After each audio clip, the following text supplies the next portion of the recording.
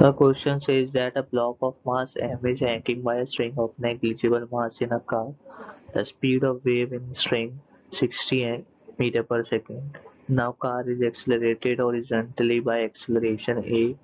The speed of wave in string is 60.5 meter per second.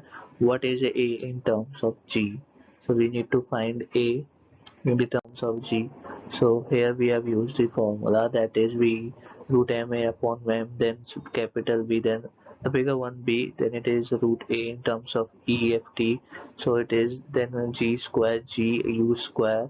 So we know that it was given in the question that it was 60.5 and the smaller a1 was 60. So upon cancelling all those terms, we will find that it will be 60 upon 1 by 2 upon the 60. So it will also get cancelled 60 60. So uh, in terms of g, we will get g by root 30. Thank you.